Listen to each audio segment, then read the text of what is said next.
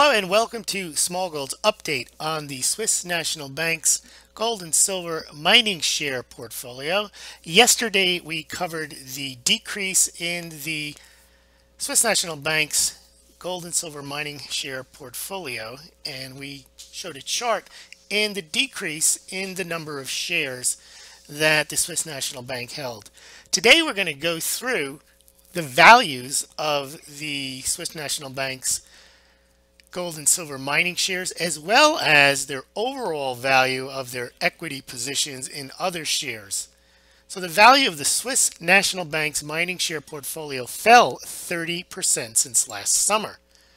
The Swiss National Bank gold and silver mining share portfolio was cut by about 30%. However, the Swiss National Bank's overall equity position in United States stocks grew 30% from 62 billion to 81 billion since last summer. And basically, as we mentioned yesterday, the amounts that the Swiss National Bank had in general equities and gold and silver mining equities last summer was about the same that they had at the end of 2016. So basically, this big increase, 30% increase in overall equities, happened over the last quarter from the end of 2016 to the end of March 2017.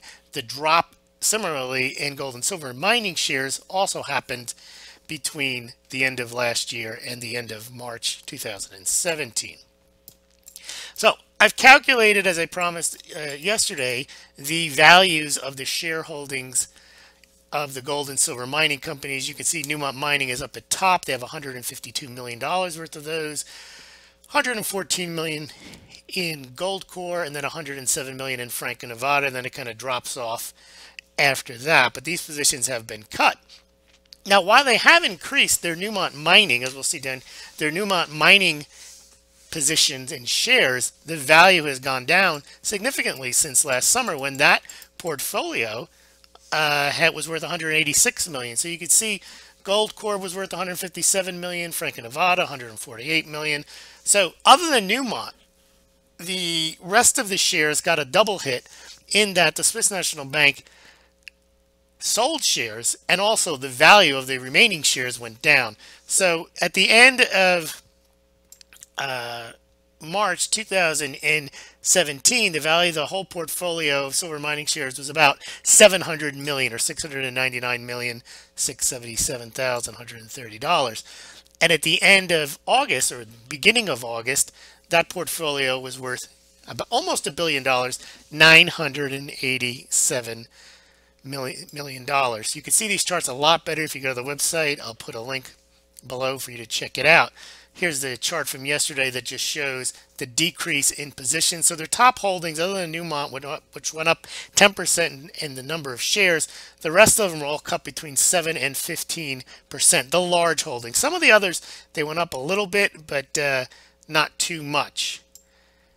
Now, let's take a look at the mining shares compared to the Swiss National Bank's overall equity position.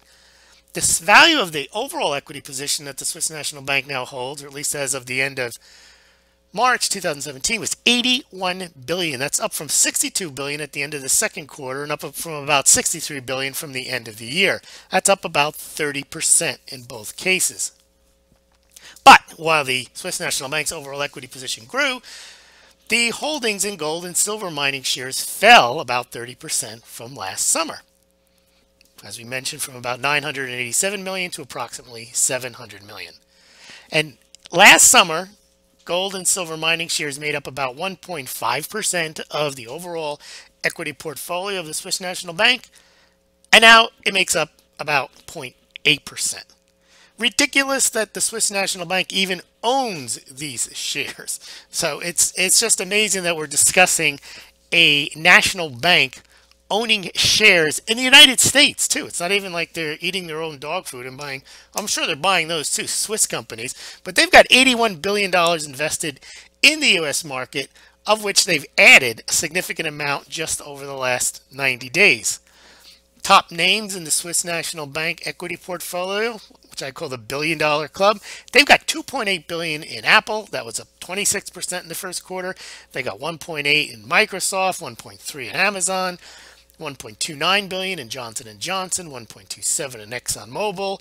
They've got 1.27 billion in Facebook and $1 billion each in two of Alphabet stock, which is Google. If you want to see the whole list, you want to get nauseated, you can click to see the full list here. I'll leave a link there. You can see all the over 2,500 U.S. equity companies that the Swiss National Bank owns. Now, you want to get even sicker.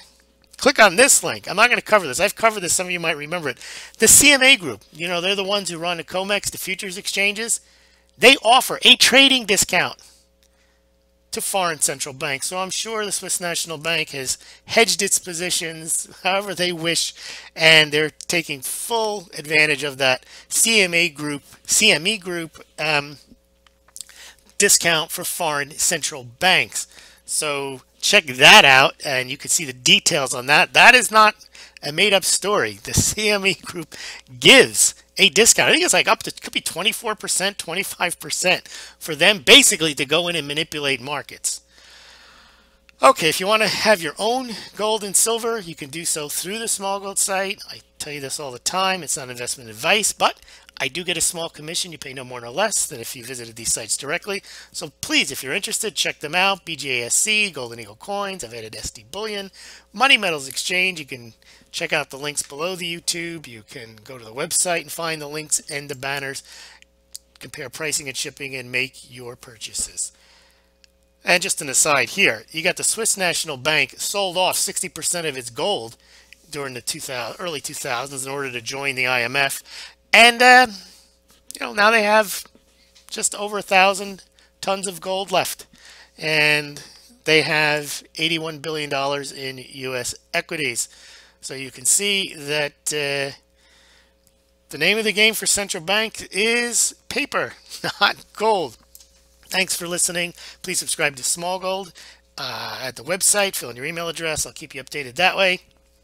Also subscribe to this YouTube channel and follow us on Twitter.